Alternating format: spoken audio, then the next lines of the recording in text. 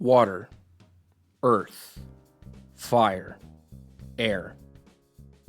Long ago, when I didn't have a receding hairline, my brother and I watched one of the best Nickelodeon shows on DVD, Avatar: The Last Airbender.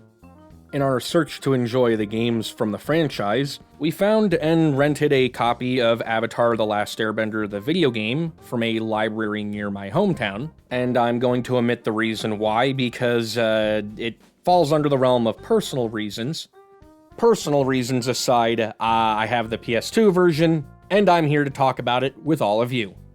If playing an old but simple isometric action-adventure game based on one of Nickelodeon's most well-known franchises sounds like your cup of tea, then stay tuned, because I'm Mr. J, wanting you to have a day.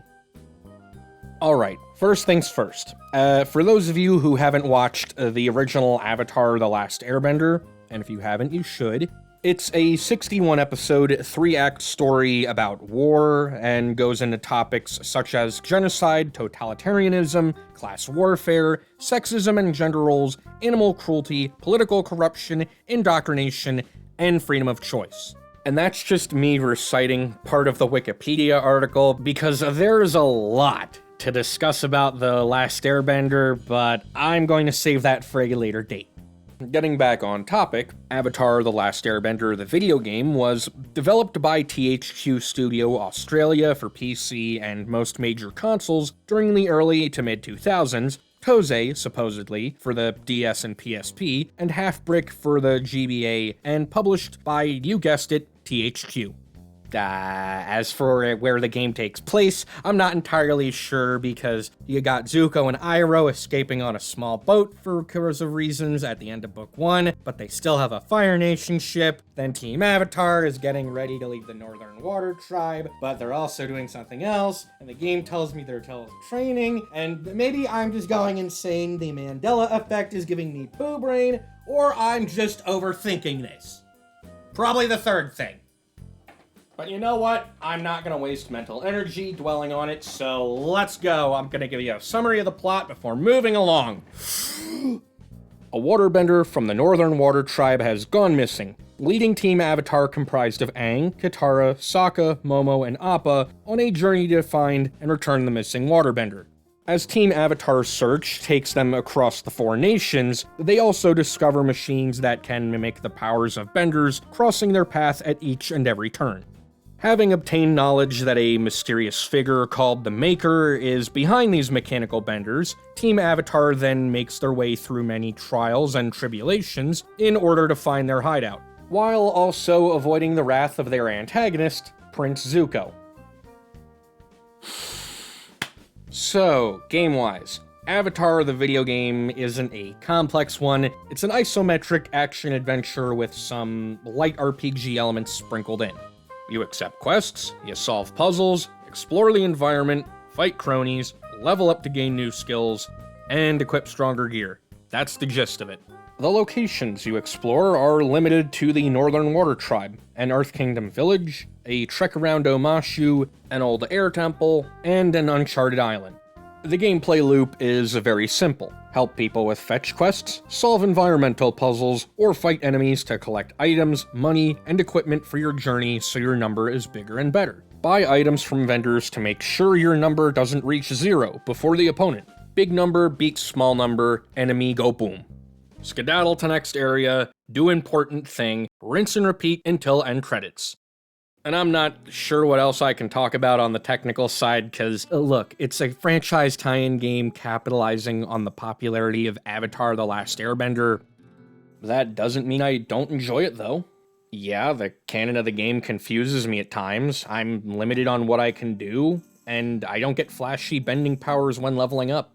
But I can live with that. I get to fight bad guys, and help people in their time of need as Team Avatar. I don't need fancy moves or references galore. I just want to hit stuff with air as Aang and save the day. This is all to say, it's a kid's game. I'm meant to accomplish the goal with no pushback for a reason. And that's because when a kid picks up a game, they're not there to refine their skills or develop techniques. They're there to push buttons and have fun. And to keep this from turning into an hour-long discussion irrelevant from the video, what I can confidently say is Avatar: The Last Airbender, the video game, is a perfect bar of entry for children wanting to get into playing video games. Once you have that in mind, it's a leisurely ride through the world of Avatar: The Last Airbender. Looking at the title of the video, you might have come up with a few questions as you've been watching, one of them hopefully being, Like, Mr. J, how does a video game of a popular franchise that ran in the mid to late 2000s not retread the same beats as Book 1?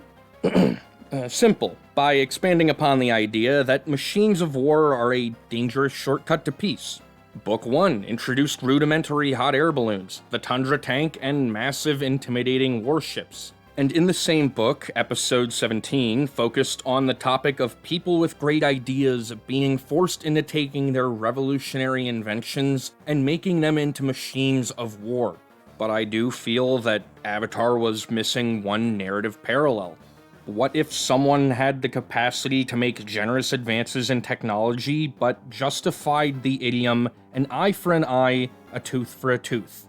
How this gets into the discussion of tanks is, sure, having automatons on the quote-unquote good guy's side that can bend the elements more powerfully than the most skilled people in the four nations in order to bring about a unified world sounds good on paper, but in practice, that answer isn't so simple.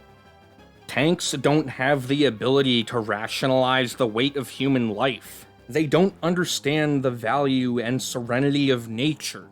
They don't have the capacity to talk back and question the methods and reasoning behind their creators' motivations, or comprehend the flaws and complex nature of dealing with responsibilities.